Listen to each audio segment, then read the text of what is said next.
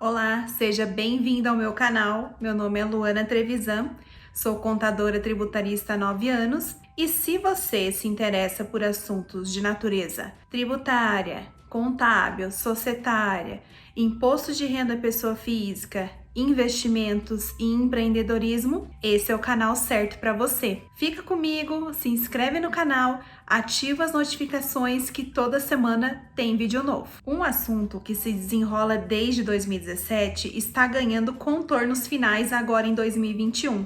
Do que eu estou falando? Estou falando da maior tese tributária de todos os tempos, pelo menos da última década. Estou falando da exclusão do ICMS da base de cálculo do PIS e da COFINS. Se você se interessa por este assunto, fica comigo, é logo depois da vinheta.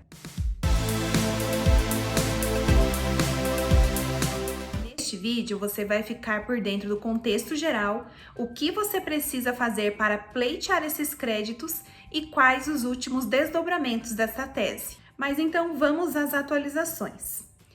No mês de maio desse ano, o STF julgou os embargos de declaração da Fazenda Nacional em cima dessa tese, fixando 2 pontos bem importantes.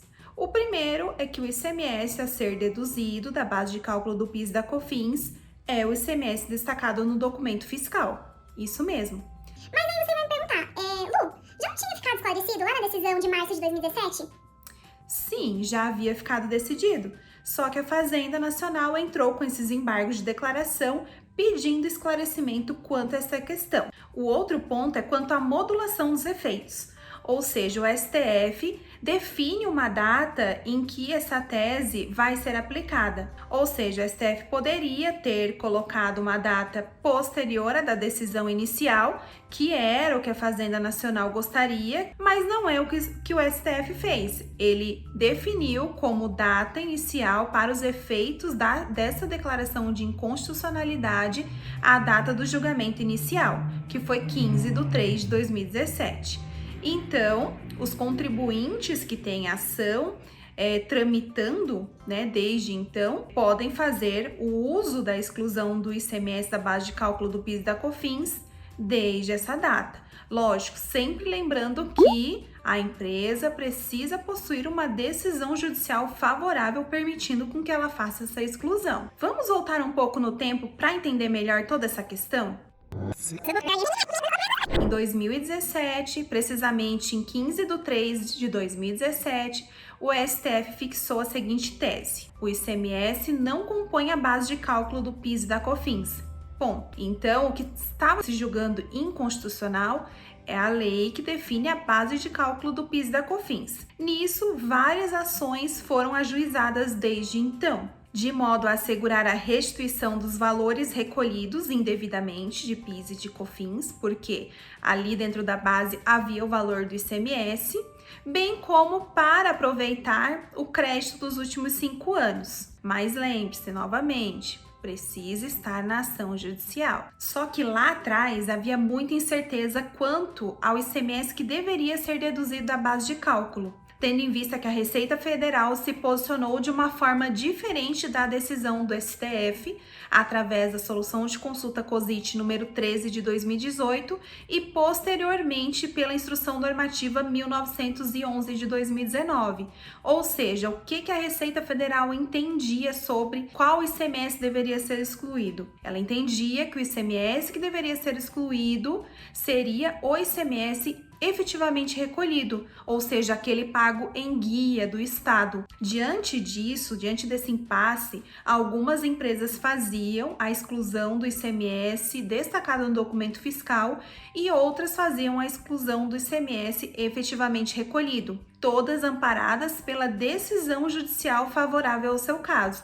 Ou seja, era extremamente importante que a empresa definisse na ação judicial qual ICMS ela gostaria de deduzir, o ICMS destacado no documento fiscal ou o ICMS recolhido, conforme o entendimento da Receita Federal, muito propagado naquela época. Mas agora que já está tudo mais esclarecido, vamos aos fatos. Mas, Lu, quem entrou com ação antes de março de 2017? quem entrou com ação depois de março de 2017? E quem não entrou com nenhuma ação? O que fazer? Espera lá que eu vou te explicar uma por uma. A primeira situação é quem entrou com ação judicial antes da decisão do STF de março de 2017.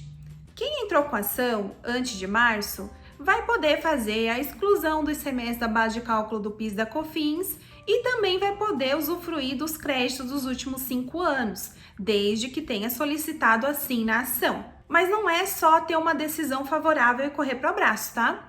Aqui é importante frisar que é necessário ter a decisão judicial favorável, habilitar o crédito na Receita Federal para depois utilizar. Já a segunda questão é quem entrou com ação a partir da decisão do STF de março de 2017. Ou seja, esse contribuinte tendo uma decisão favorável lá na sua ação, ele pode sim fazer a exclusão do ICMS da base de cálculo do PIS e da COFINS, aquele que ele solicitou lá na ação, quer seja, o valor destacado no documento fiscal ou o valor do ICMS a recolher, que eu acho muito difícil, ter solicitado isso na ação, tá? Porque é muito mais desvantajoso. E quanto à restituição dos valores pagos indevidamente, tendo em vista essa base de cálculo majorada, tem que se observar o seguinte: se a ação ainda não transitou em julgado, o contribuinte vai poder fazer uso dos créditos somente a partir da data da decisão do STF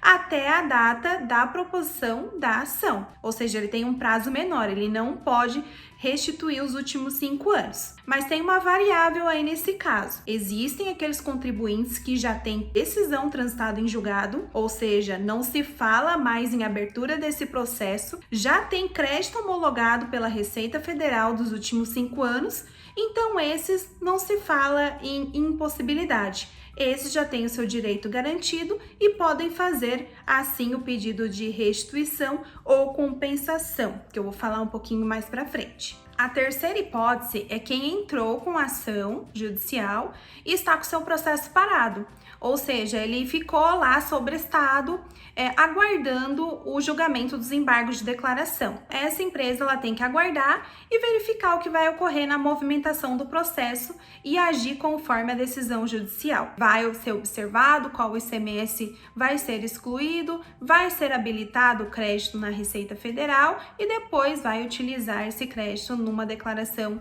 de restituição ou compensação. E o último caso, quarta hipótese, é quem não entrou com ação judicial. Quem não entrou com nenhuma ação, simplesmente não pode fazer nada, tem que aguardar, tá? Tem que aguardar mais um pouco. Fazer a exclusão sem nenhum processo é muito arriscado. Então, você precisa realmente ter uma ação judicial instaurada, uma decisão favorável para o seu caso e aí sim pedir a homologação desses créditos.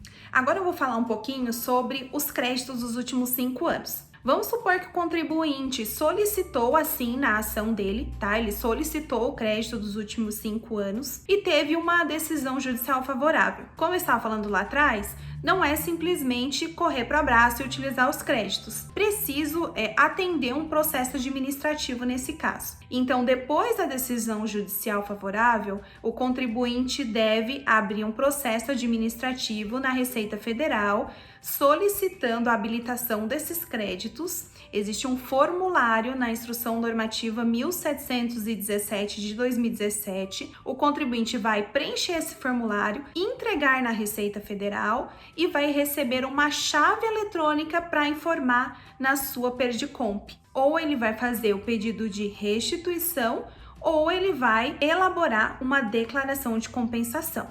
Caso o contribuinte opte pela restituição, geralmente demora em torno de 1 ano. Caso a Receita Federal não responda nesse prazo de 1 ano o contribuinte, liberando a sua restituição, o advogado dessa empresa pode entrar com um mandado de segurança requerendo que a Receita Federal analise esse pedido de restituição, mas caso a empresa opte pela declaração de compensação, que é o mais comum nestes casos, a empresa ela utiliza esse crédito obtido na compensação de outros tributos administrados pela Receita Federal. Nesse caso, a Receita ela tem 5 anos para homologar essa declaração.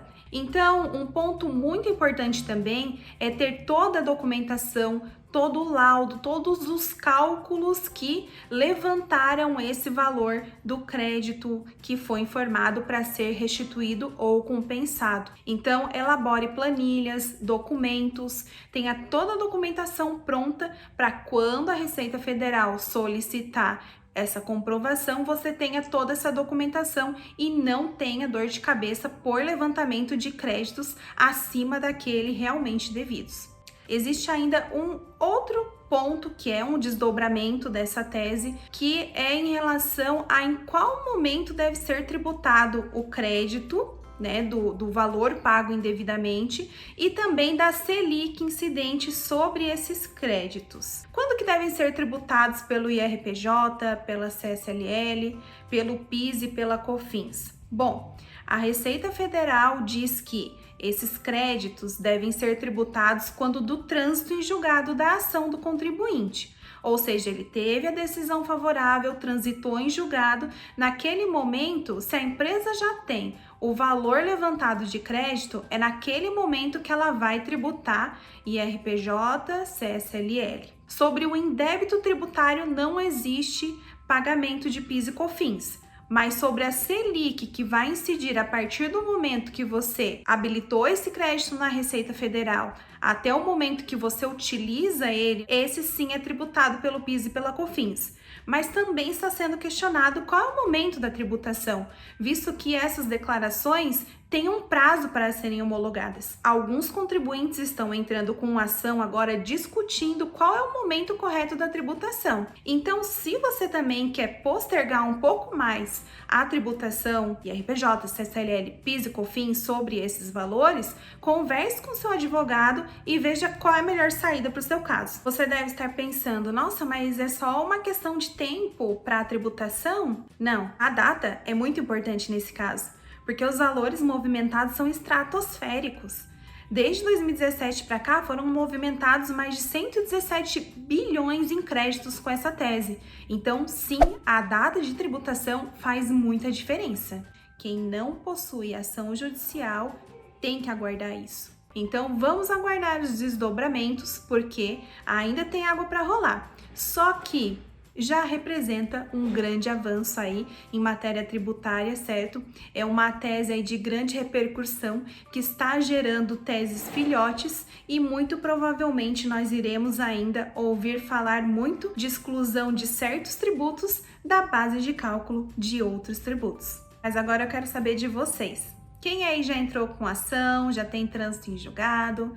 Quem está com o processo parado? Quem está tributando em débito tributário e a Selic incidente sobre ele? E aí, me conta nos comentários que eu quero saber e fique de olho nos próximos vídeos.